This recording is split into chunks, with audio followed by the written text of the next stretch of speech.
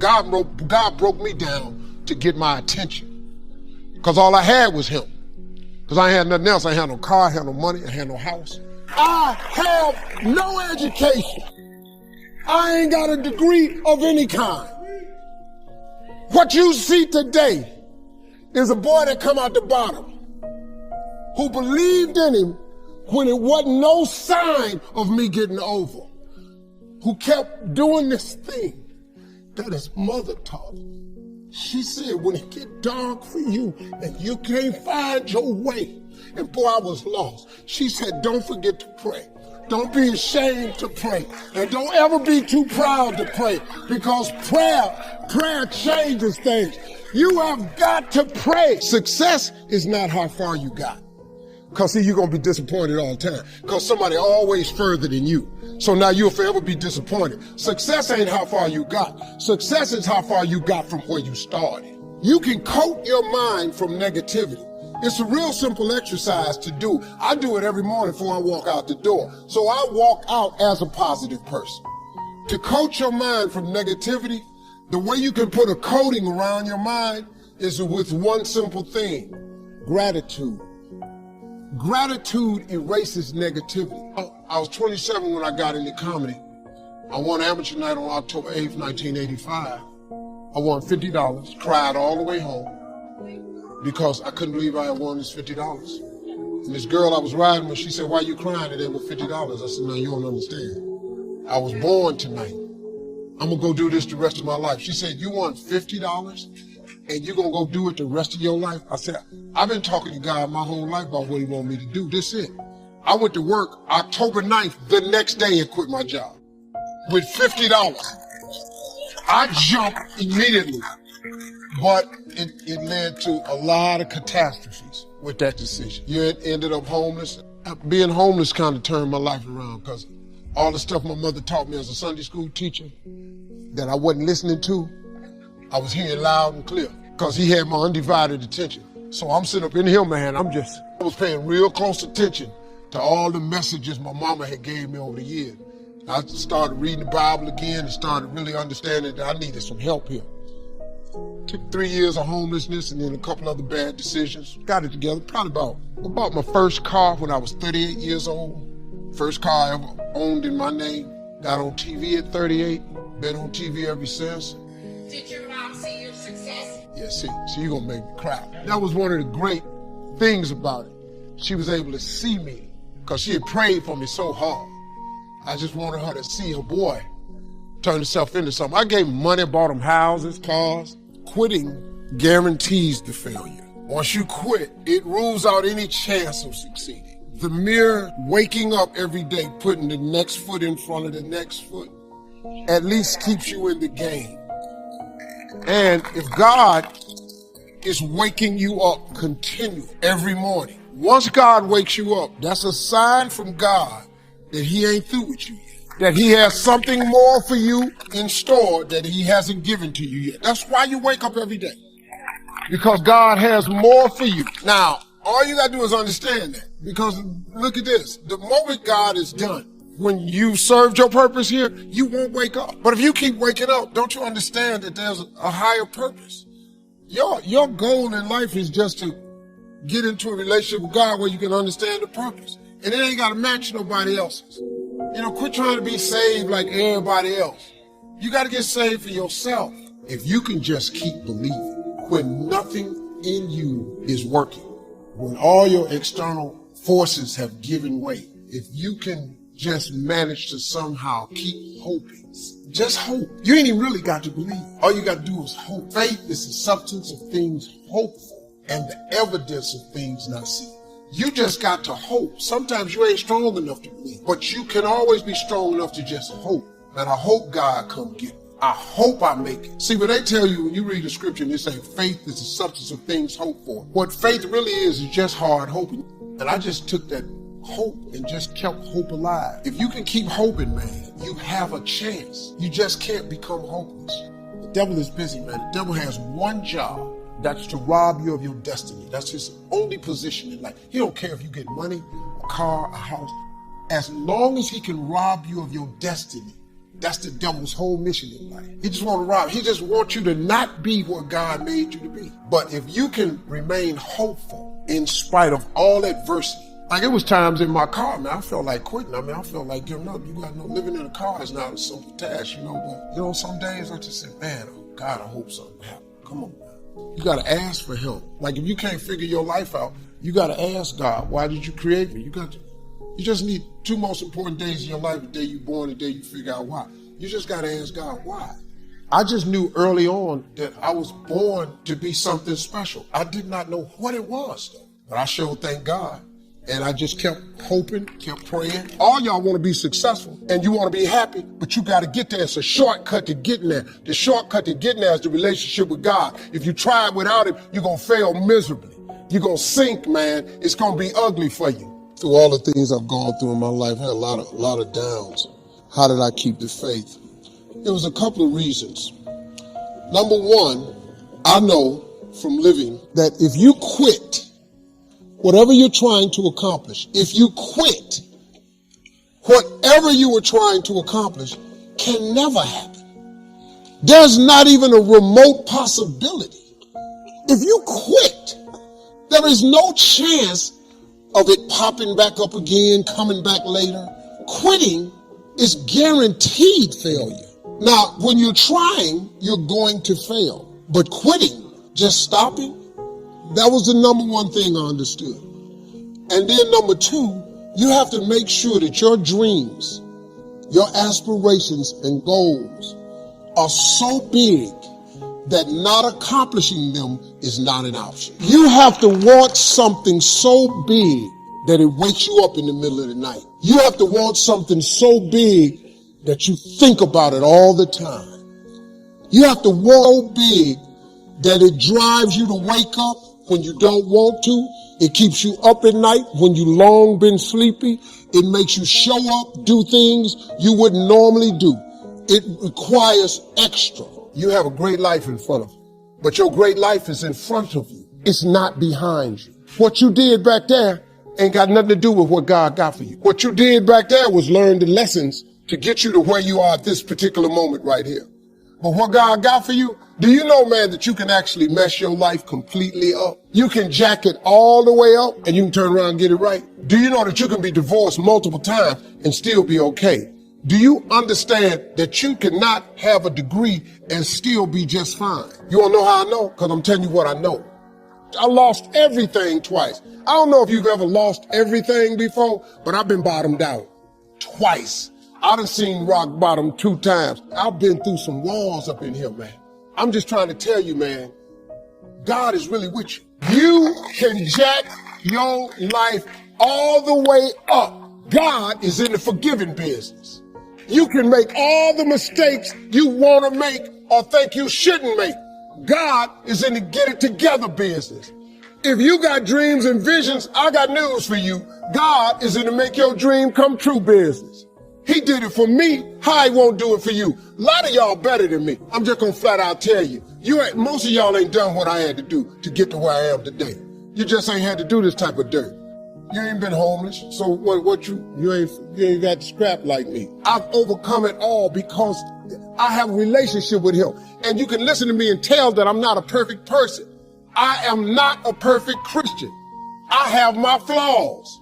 I am a flawed human being. I'm hurting, man. Everybody tripping through something. Everybody, I don't care who you are. You're going through something. But if you got God, you can make it. Everything you're going through is preparing you for what you ask God for. You just got to quit tripping while you're in the process, because the process is necessary. You may not see it now, but when he gets you on the other side of it, you're going to see exactly why it went that way. And you're going to be okay with it. But quit tripping during the process. Oh, Lord, why me? You ain't the only one.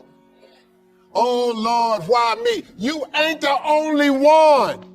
Oh, Lord, why I lose my job? You ain't the only one unemployed. Oh, Lord, why he leave me? You ain't the first chick got left. This might not even be your last time getting left. Pull yourself together and quit tripping because you in the process. God is processing you. He ain't through with you. If he was through with you, you would not wake up in the morning. He gonna fix it. Everything is wrong. First of all, let me tell you this right here. Why are you tripping? I look back on my life and all that I've been through.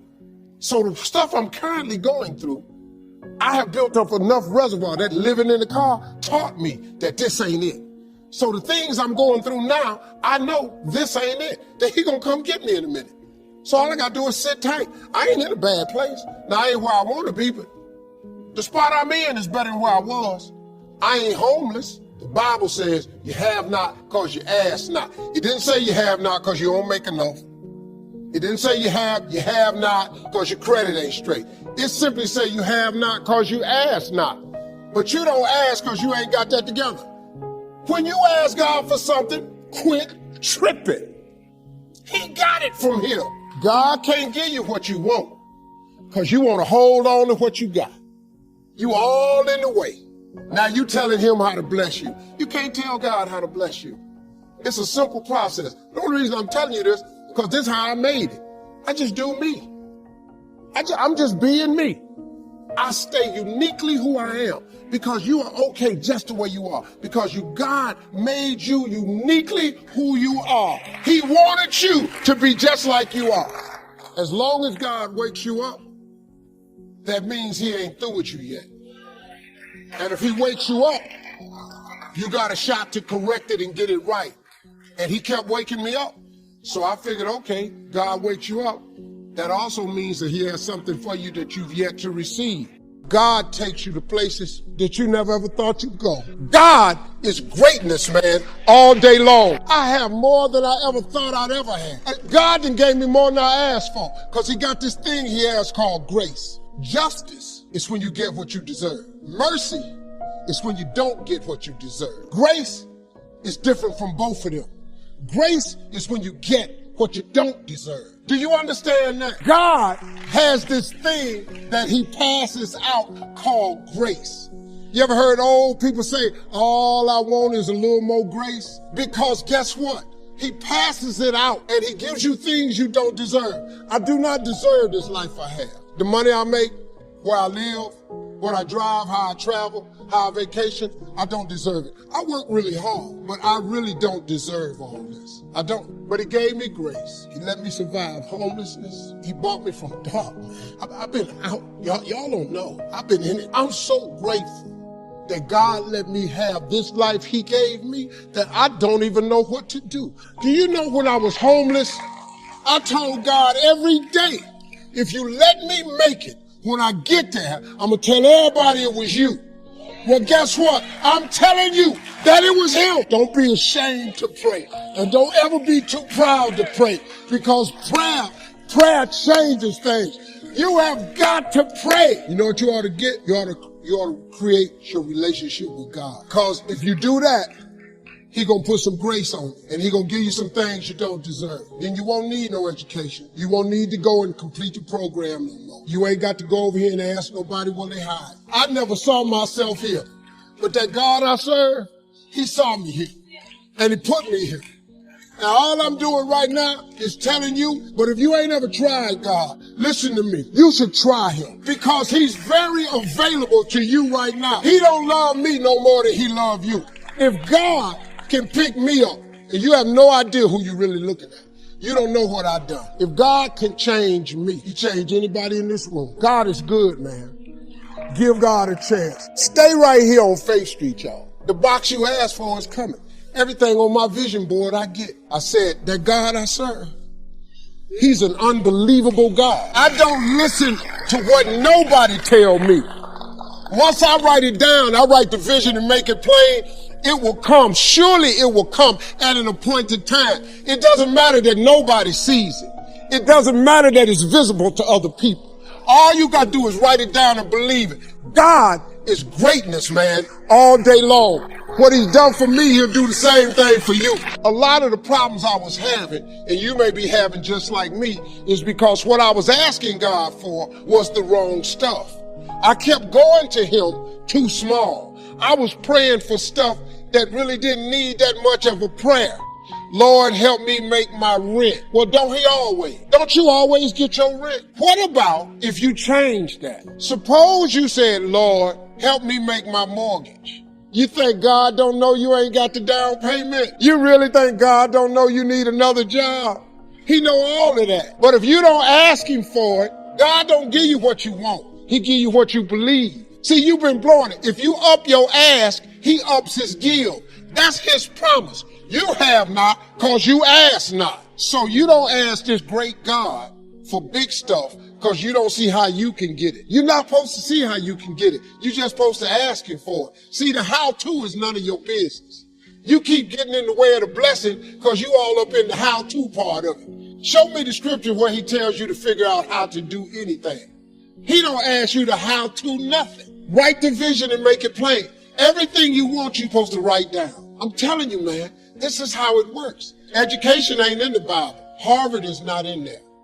UCLA is not in the Bible. You just need the word. You need to know what it's saying applied to you. You know why? Because it's a promise of his. He ain't never lied. He always come through. If I was you, I'd try that. If you keep doing what you've been doing, you're going to keep getting what you've been getting. When I got into comedy at 27, I had a turnback moment, man. It was the day I was going to quit.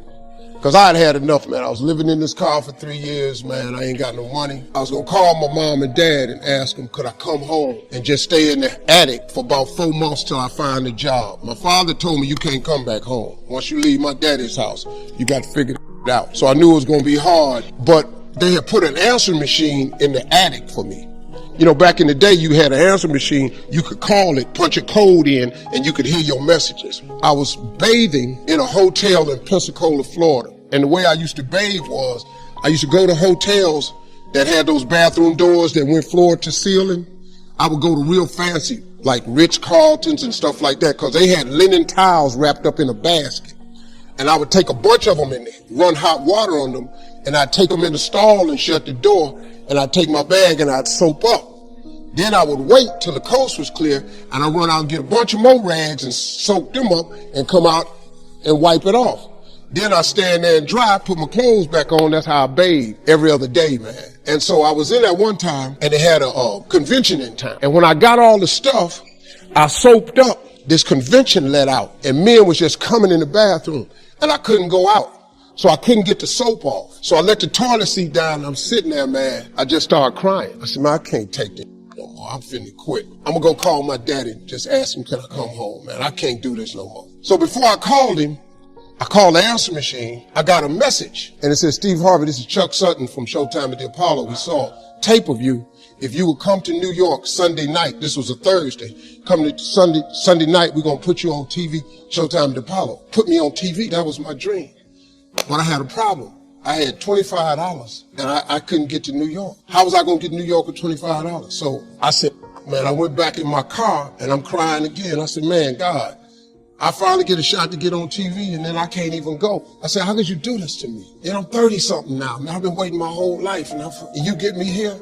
So I got ready to hang up, and I heard, you have another message. And I punched in the code, and the message said, Steve Harvey, this is Tom Sober from the Comedy Caravan. I don't know where you are now, but I have a gig available for you in Jacksonville, Florida, to pay you $150 Friday night. If you can make the gig, let me know. I'm in Pensacola. So I called Tom Sober. He sends me to this gig to make $150. I go the next night, I make the $150, but I was so funny, the club owner said, if you stay the next night, I'll pay you another $150. I got $300. I called Chuck Sutton back at the Apollo and said, hey man, I just got this message. If you still got room for me in New York, I'll do it. He said, yeah, come on. So I went to Eastern Airlines, bought a round trip ticket for $99 from Jacksonville, Florida to New York, performed on Showtime at the Apollo, wrote the joke that made me famous, and I wrote that on the way to New York. Got a standing ovation on the Apollo. I have been on television ever since that night, right?